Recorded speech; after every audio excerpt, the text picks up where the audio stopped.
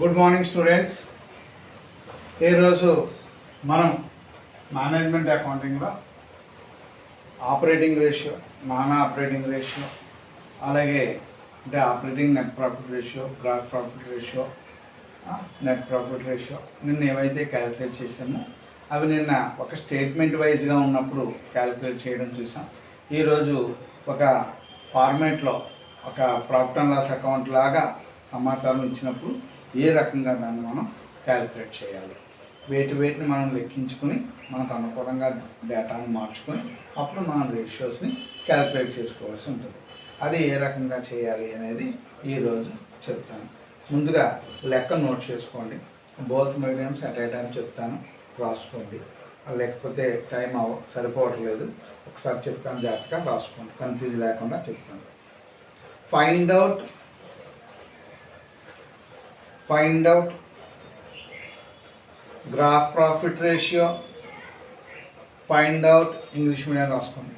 Find out gross profit ratio, net profit ratio. Net profit ratio ఫస్ట్ది gross profit ratio, 2 net profit ratio, 3 operating ratio, 4 operating net profit ratio. Find out gross profit ratio, net profit ratio, operating ratio and operating net profit ratio. Telugu రాసుకోండి. దిగువ వివరాల నుండి స్థూల లాభ నిష్పత్తిని, నికర లాభ నిష్పత్తిని, నిర్వహణ నికర లాభ నిష్పత్తిని కనుక్కోండి. స్థూల లాభ నిష్పత్తిని, నికర లాభ నిష్పత్తిని, నిర్వహణ నికర లాభ నిష్పత్తిని కనుక్కోండి. ఇప్పుడు ఇలాంటి టేబుల్స్ 2 గీసుకోండి. ఒకటి ట్రేడింగ్ అకౌంట్, పర్టికులర్స్ అమౌంట్, తెలిమిన వివరాలు మొత్తం. ఒక 5 ఐటమ్స్ ఎన్నో పడిలా ఉన్నాయి.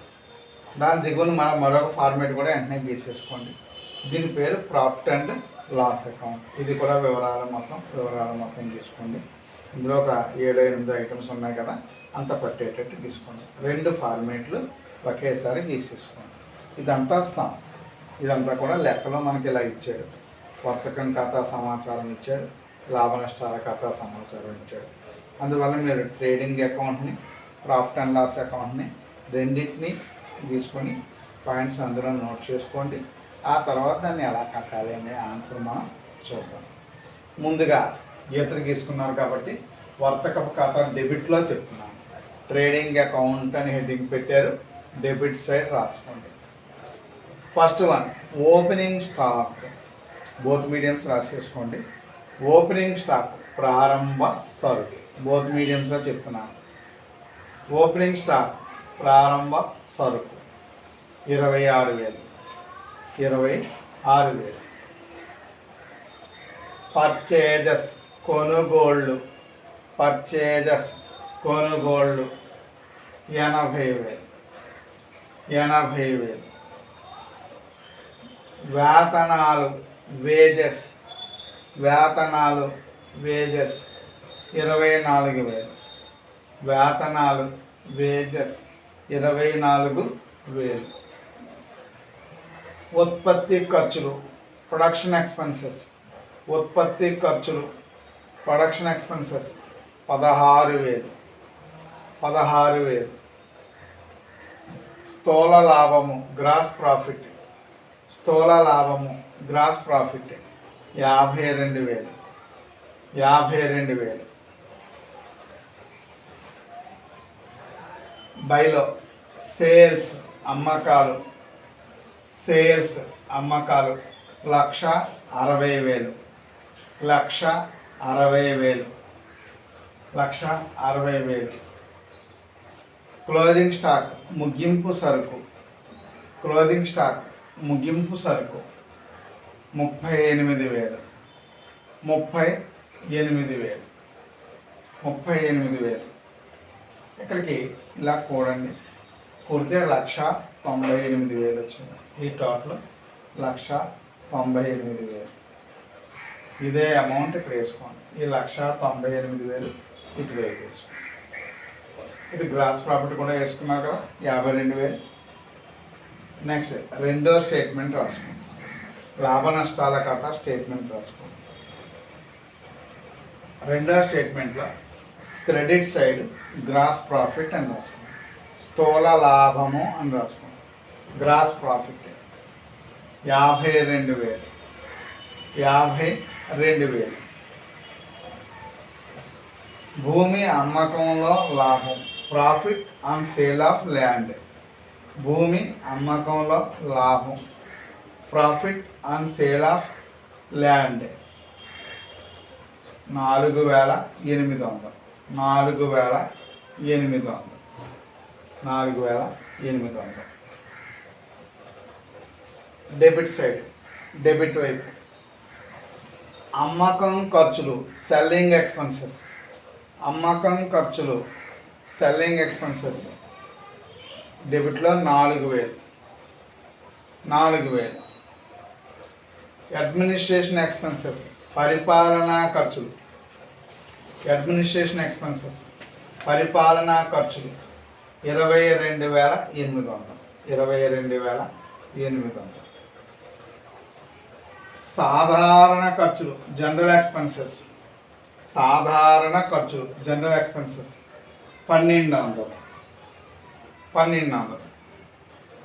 తర్వాత loss on sale of furniture లేదా loss on fire, loss on fire accident, loss on fire accident on furniture, on furniture. అగ్ని ప్రమాదంలో ఫర్నిచర్పై నష్టం, అగ్ని ప్రమాదంలో ఫర్నిచర్పై నష్టం. Loss on fire accident on furniture, on furniture 800, 800, 800. Interest on debentures, డిబెంచర్లపై వడ్డీ, ఇంట్రెస్ట్ ఆన్ డిబెంచర్స్, డిబెంచర్లపై వడ్డీ 6,000, 6,000. ట్యాక్స్ ప్రావిజన్ పన్ను ఏర్పాటు, ట్యాక్స్ ప్రావిజన్ పన్ను ఏర్పాటు 8,000. ట్యాక్స్ ప్రావిజన్ పన్ను ఏర్పాటు 8,000. ఇటువైపు 56,800 టోటల్, 56,800. ఈ 56,800 ఇటు వేసాం. ఇదే టోటల్ 56,800 ఇక్కడ వేసాం. ఇందులోంచి 5 తీసేస్తే 14,000 నెట్ ప్రాఫిట్, నికర లాభము 14,000. నెట్ ప్రాఫిట్ నికర లాభము 14,000. నెట్ ప్రాఫిట్ నికర లాభము 14,000, 14,000. ఓకే, సమ్ ఇలా ఇచ్చాడండి మీకు. ఏమి ఇచ్చాడంటే వర్తకం ఖాతా, లాభ నష్టాల ఖాతా ఇచ్చాడు, profit and loss account, trading account ఇచ్చాడు. ఏమేమి రేషియోస్ కట్టమన్నాడు? స్థూల లాభ నిష్పత్తి కట్టమన్నాడు, నికర లాభ నిష్పత్తి కట్టమన్నాడు, నిర్వహణ నిష్పత్తి కట్టమన్నాడు, నిర్వహణేతర నిర్వహణ నికర లాభ నిష్పత్తి కట్టమన్నాడు. Gross profit ratio, net profit ratio, operating ratio, operating profit ratio, ఈ 4ని క్యాలిక్యులేట్ చేయమన్నాడు. ఆల్రెడీ సూత్రాలు మనకి నిన్న దగ్గర ఉన్నాయి కాబట్టి వాటి ప్రకారంగా ముందు స్థూల లాభ నిష్పత్తి, స్థూల లాభంపై అమ్మకాలు ఇంటూ 100 రాసుకోండి. ఆ ఐటమ్స్ ఇక్కడ దొరుకుతున్నాయో చూసుకుంటాం. స్థూల లాభం ఇక్కడ, అమ్మకాలు ఇక్కడ ఉన్నాయి, వచ్చేస్తాయి. అలాగే నికర లాభ నిష్పత్తి రాసుకోండి. నికర లాభంపై అమ్మకాలు ఇంటూ 100. నికర లాభం ఉంది, అమ్మకాలు ఉన్నాయి, సేల్స్ ఉన్నాయి, నెట్ ప్రాఫిట్. మరి నిర్వహణ నిష్పత్తి అంటే అమ్మిన వస్తువుల ఖరీదు. ఇవి ఉన్నాయి కదా, ప్రారంభ సరుకులు కొనుగోలు ఇవన్నీ కూడుకోండి, ముగింపు సరుకు తీసేయండి. అప్పుడు అమ్మిన వస్తువుల ఖరీదు, కాస్ట్ ఆఫ్ గూడ్స్ సోల్డ్ వస్తుంది. ఇక నిర్వహణ ఖర్చులు అంటే అమ్మకం ఖర్చులు, పరిపాలనా ఖర్చులు, సాధారణ ఖర్చులు ఉన్నాయి చూసారా. ఇవి 3 కూడా ఆపరేటింగ్ ఎక్స్పెన్సెస్, నిర్వహణ ఖర్చు. ఓకే, మరి ఇది అగ్ని ప్రమాదం మీద నష్టం, డిబెంచరమే వడ్డీ, పన్ను ఏర్పాటు, ఇవి 3 ఉన్నాయి చూసారా. ఇవి నిర్వహణేతర ఎక్స్పెన్సెస్, అంటే నాన్ ఆపరేటింగ్ ఎక్స్పెన్సెస్ అన్నమాట, నిర్వహణేతర ఖర్చు. ఇక్కడ స్థూల లాభం అంటే ఆదాయమే. భూమి అమ్మకంలో లాభం మాత్రం ఈ ఒకటే ఉంది చూసారా, ఇది ఒకటే మేసం బ్రాకెట్ వేసాను, ఇది నాన్ ఆపరేటింగ్ ఇన్కమ్ అన్నమాట, ఇది నిర్వహణేతర ఆదాయం.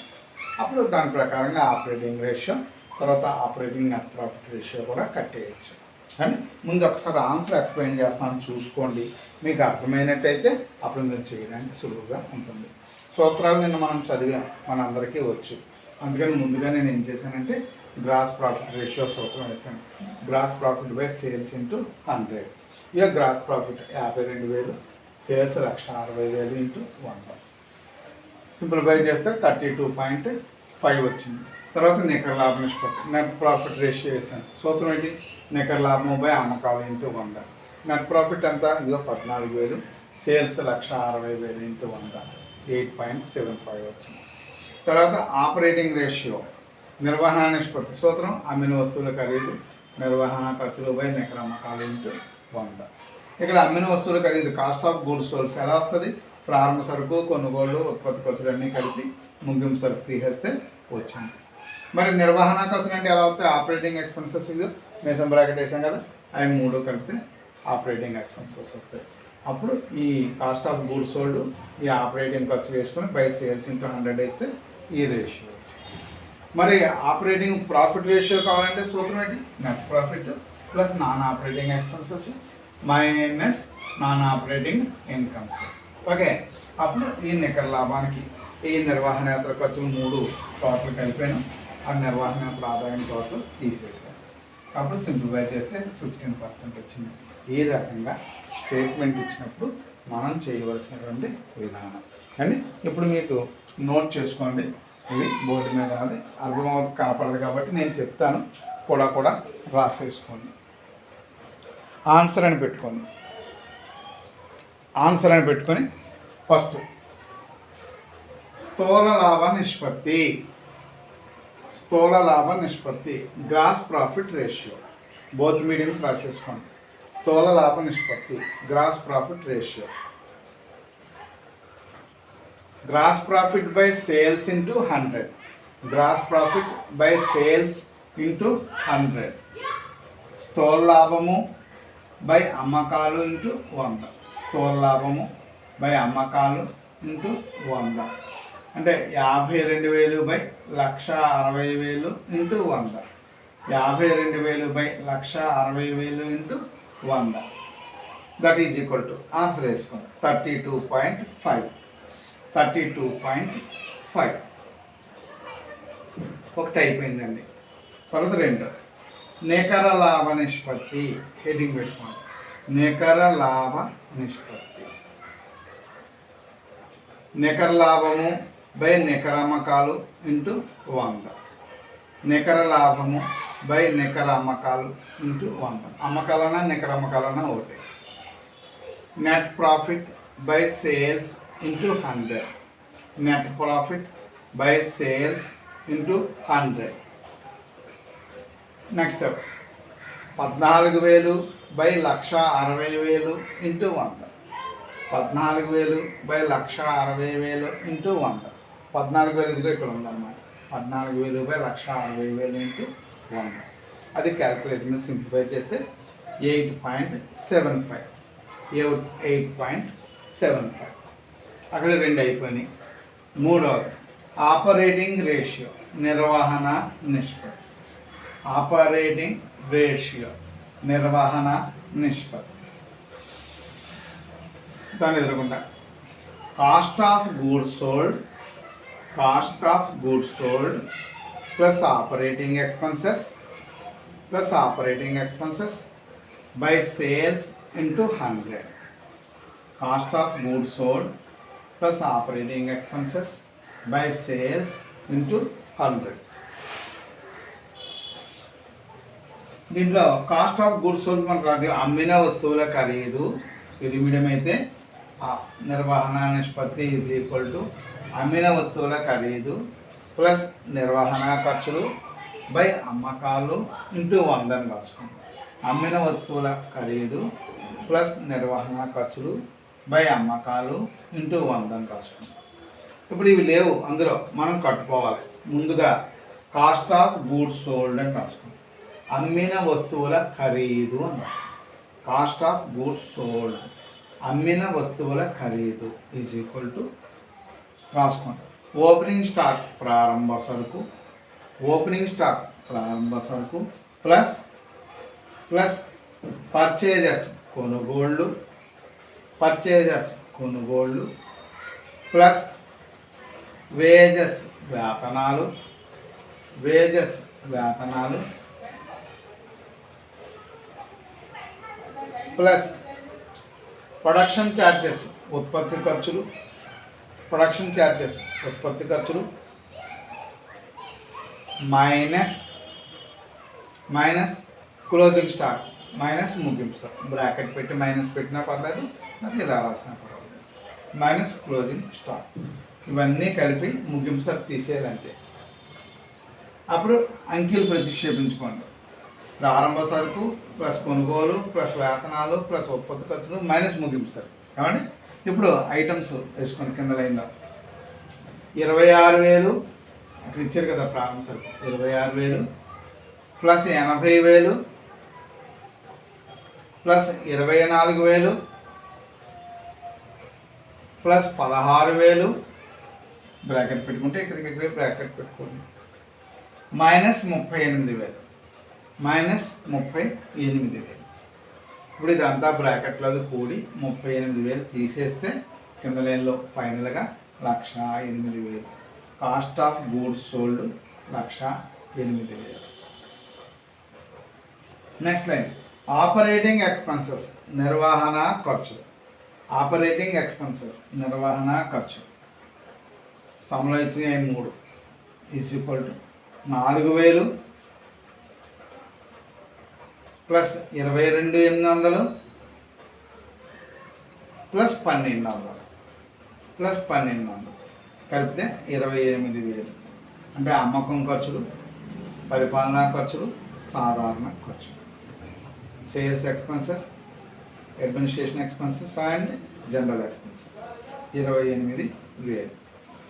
నెక్స్ట్ స్టెప్, ఈ 2 టోటల్స్ మనకు వచ్చేసినాయి కాబట్టి ఇది 1,08,000 వచ్చింది, 28,000 వచ్చింది. కాబట్టి that is equal to 1,08,000 plus 1,08,000 plus 28,000 by 1,60,000 into 100 by 1,60,000 into 100. 1,08,000 plus 28,000 by 1,60,000 into 100 into 100. ఇది కలిపండి 1,36,000 by 1,36,000 by 1,60,000 into 100. 1,36,000 by 1,60,000 into 100. That is equal to 85%. That equal to 85%. 85%.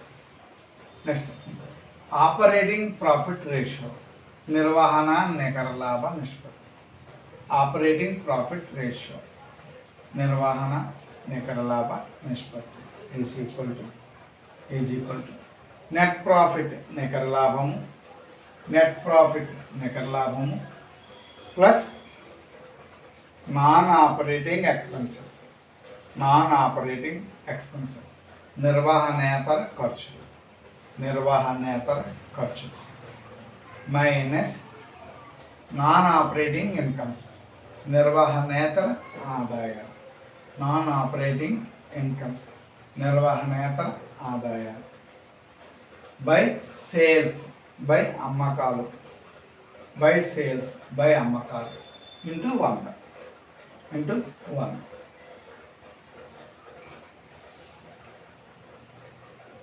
Next లైన్లో దట్ ఈజ్ ఈక్వల్ టు 14,000 అది ఇక్కడ ఇచ్చాడు కదా 14,000 plus 14,800 ఈ 3 కలిపి 14,800 minus 4,800 minus 4,800 divided by 1,60,000. 1,60,000. Next step 24,000 by 1,60,000. 24,000 by 1,60,000 into 100 that is equal to, లేదా next స్టెప్లో that equal to 15%.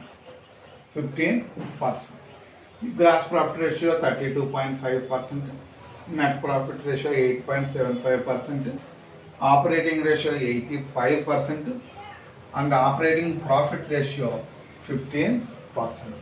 మొత్తం 4 నిష్పత్తులు వాడు ఇచ్చినట్టుగా మనం కట్టడం అనేటువంటిది జరిగింది. అర్థమైంది? అందుకోసం వాడు మనకి ఎలా ఇచ్చాడండి అంటే వర్తకపు లాభ నష్ట ఖాతాలాగా ఇచ్చాడు.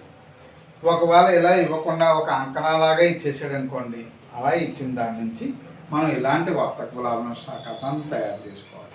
లేదా నేను మీకు చెప్పాను కదా, సేల్స్ నుంచి అమ్మిన వస్తువులు ఖరీదు తీస్తే స్థూల లాభం, నిర్వహణ ఖర్చులు తీస్తే నికర లాభం, అలాగైనా వేసుకోవచ్చు, లేదా ఇలాగైనా వేసుకోవచ్చు.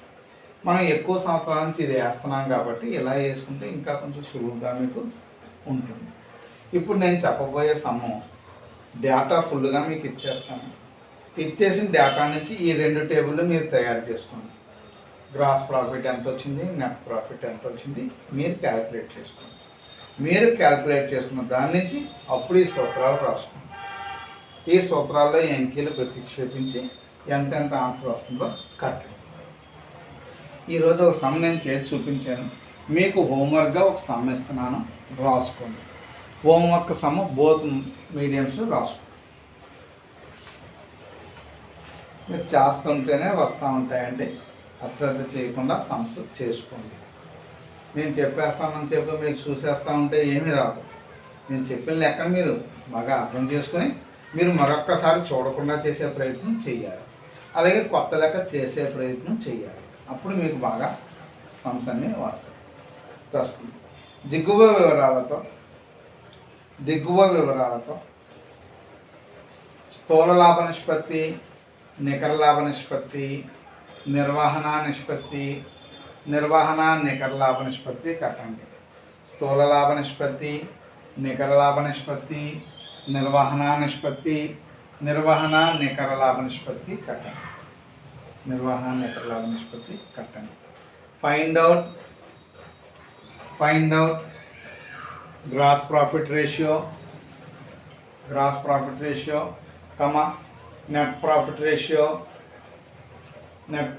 Ratio, operating ratio and operating profit ratio. మొత్తం 4 నిష్పత్తులు మీరు కట్టాలి. డేటా ఇలా ఇవ్వలేదు, అంకణా రూపంలో ఇచ్చాడు. నేను అలా చెప్తాను, మీరు ఇవి 2 తయారు చేసుకున్నాక ఈ ఆన్సర్లు కట్టాలి. అర్థమవుతుందా? ఇవి కూడా మీరే తయారు చేసుకోవాలి.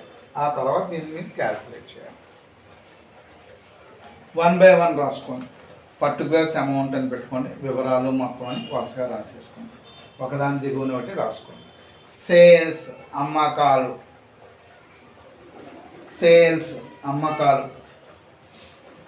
2,60,000. 2,60,000. పర్చేజెస్ కొనుగోళ్ళు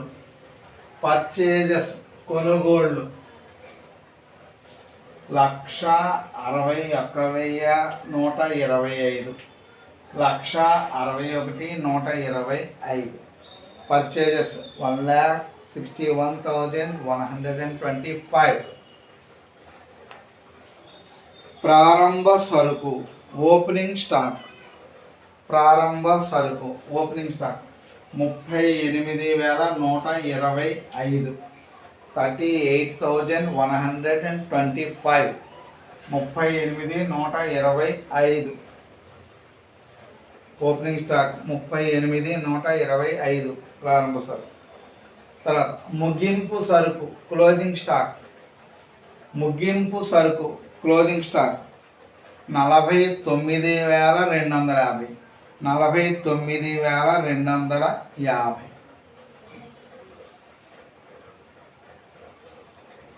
సేల్స్ రిటర్న్స్ అమ్మకాల వాపసులు. సేల్స్ రిటర్న్స్ అమ్మకాల వాపసులు 10,000. ఇక్కడ సేల్స్ నుంచి మైనస్ సేల్స్ రిటర్న్స్ అని చెప్పి తీసేయండి. ఆ బయటకి ఏదైతే వస్తుందో అదే సూత్రంలో తీసుకోండి. అంటే ఇప్పుడు 260 సేల్స్ ఇచ్చాడు, 10,000 రిటర్న్స్ ఇచ్చాడు, తీస్తే 2,50,000 వస్తుంది. ఈ ఈక్వేషన్లో సేల్స్ వేసినప్పుడు 2,50,000 వేసి క్యాలిక్యులేట్ చేసుకోండి. అప్పుడు మీకు కరెక్ట్గా సరిపోతుంది. సేల్స్ రిటర్న్స్ అమ్మకాల వాపసు 10,000. అమ్మకం పంపిణీ ఖర్చులు సెల్లింగ్ అండ్ డిస్ట్రిబ్యూషన్ ఎక్స్పెన్సెస్.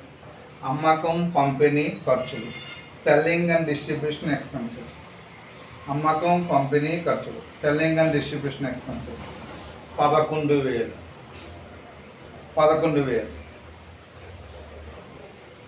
11,000. నిర్వహణ ఖర్చులు ఆపరేటింగ్ ఎక్స్పెన్సెస్. నిర్వహణ ఖర్చులు ఆపరేటింగ్ ఎక్స్పెన్సెస్ 29,000. 29,000.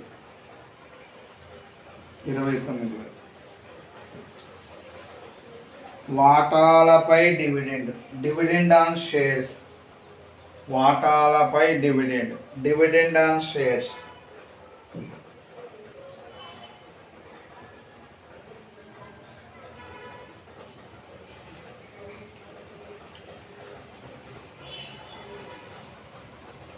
4,500.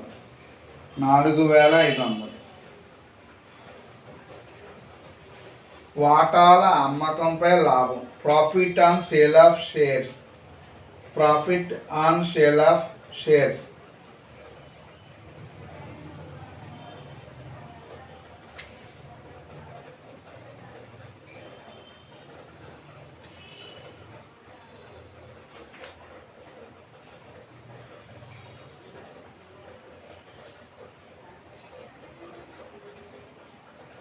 వాటాల అమ్మకంపై లాభం. Profit on sale of shares 1,500.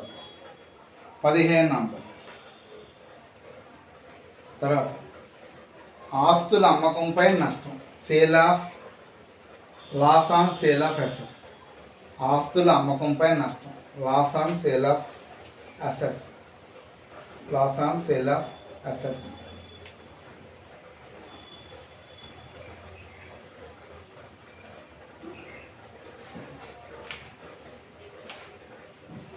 Loss on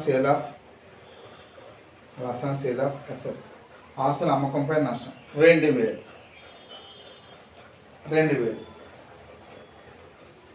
పన్ను ఏర్పాటు ట్యాక్స్ ప్రావిజన్. పన్ను ఏర్పాటు ట్యాక్స్ ప్రావిజన్ 20,000. పన్ను ఏర్పాటు ట్యాక్స్ ప్రావిజన్ 20,000. ఇప్పుడు మీరు మామూలుగా ట్రేడింగ్ అకౌంట్ వేసుకోండి, అలాగే ప్రాఫిట్ అండ్ లాస్ అకౌంట్ వేసుకోండి. ప్రాఫిట్ అండ్ లాస్ అకౌంట్ వేసుకున్నప్పుడు మాత్రం చూడండి, డివిడెండ్ ఆన్ షేర్స్ ఒకటి, profit on sale of shares అవి రెండు 4,500 1,500 ఉన్నాయి చూసారా. అవి రెండు నాన్ ఆపరేటింగ్ ఎక్స్పెన్సెస్, నిర్వహణేతర ఆదాయాలు, ఇన్కమ్ సైడ్. వాటాపై డివిడెండ్ వచ్చింది, అమ్మకం మీద లాభం వచ్చింది, ఇది ఇన్కమ్, నాన్ ఆపరేటింగ్ ఇన్కమ్, వ్యాపారేతర ఆదాయాలు. అలాగే ఆస్తుల అమ్మకంపై నష్టం, sale on loss on sale of assets ఒకటి, తర్వాత ట్యాక్స్ ప్రావిజన్ ఒకటి. ఇవి రెండు నిర్వహణేతర ఖర్చులు. పైవి రెండు ఆదాయాలు, ఇవి రెండు ఖర్చులు. మీకు ఆన్సర్లు చెప్తున్నాను, నోట్ చేసుకోండి. మీరు వర్తకం ఖాతా వేస్తే స్థూల లాభం 1,00,000 రూపాయలు వస్తుంది. Gross profit 1,00,000. స్థూల లాభం 1,00,000. Gross profit 1,00,000. Net profit after tax అండి, ట్యాక్స్ కూడా తీసేసాక నెట్ ప్రాఫిట్ పన్ను తర్వాత లాభం 44,000. పన్ను తర్వాత లాభం 44,000. స్థూల లాభం answer 40,000. Gross profit ratio 40%. Gross profit ratio 40%. Net profit ratio 17.6%. 17.6%. నిర్వహణ నిష్పత్తి ఆపరేటింగ్ రేషియో, నిర్వహణ నిష్పత్తి ఆపరేటింగ్ రేషియో 76%, 76%. తర్వాత ఆపరేటింగ్ నెట్ ప్రాఫిట్ రేషియో, నిర్వహణ నికర లాభ నిష్పత్తి 24%, 24%. సమ్ ఇచ్చాను, రేషియోస్ మీకు తెలుసు, అందువల్ల జాగ్రత్తగా ప్రయత్నం చేయండి. లెక్క కట్టడం వస్తే ఆన్సర్ కూడా మీకు చెప్పాను కాబట్టి అంతంత వస్తాయి వెరిఫై చేసి చూసుకుంటే. ముందుగా మీరు చేయాల్సిన పని ఏంటి, ఇలాంటి ట్రేడింగ్ అకౌంట్ వేయండి, ప్రారంభ సరుకు కొనుగోలు అన్ని ఖర్చులు వేయండి, ఇటు అమ్మకాల నుంచి అమ్మకాల వాపసులు తీసేయండి, ముగింపు సరుకు వేయండి, ఇలా పట్టుకొచ్చి ఇందులోంచి తీసేయండి.